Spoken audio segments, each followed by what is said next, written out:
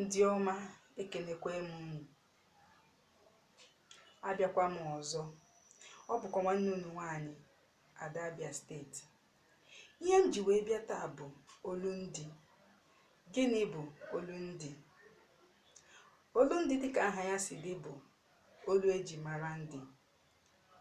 Ịbịa n'ala anyị bụ Naịjirịa, ịma na ndị Igbo bụ ndị bichiri steeti 5. Steeti ndị ahụ sokwa na Abia, Imo, Enugu, Anambra nakwa Ebonyi. Ịbịakwa na steeti ndị ahụ, ha niile nwekwara olu eji mara ha nke a kpọrọ olundi. N'agbanyeghị na ha nwere olundi, enwekwara Igbo nke onye ọbụla bụ nwa afọ Igbo na-aghọta, nke ndị bekee kpọrọ General Igbo.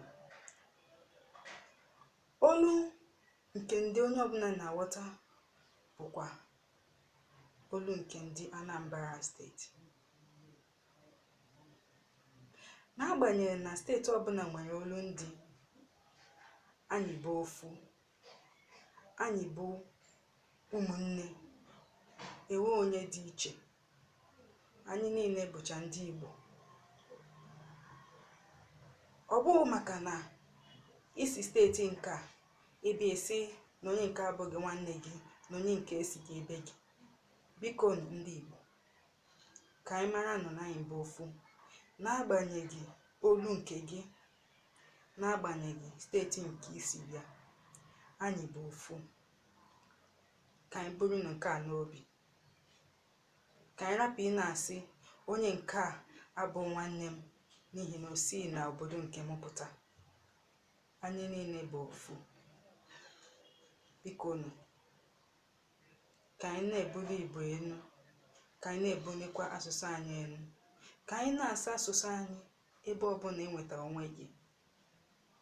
Ọ bụgodị elu na eme anyị olu nke onye ọbụla bụ nwafọ Igbo na-anụ, biko sụwa olu nke gị, na-asụ olu nke gị.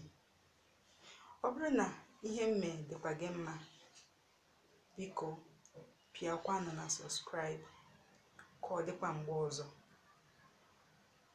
Ọ bụrụ na ị nwekwara ajụjụ ị ga-ajụ, ma ọ bụ ihe na-agbagwoju gị anya maka ihe m kwuru, jụọ ajụjụ, n'ihi na m ga-asa gị ajụjụ ọbụla ịjụ.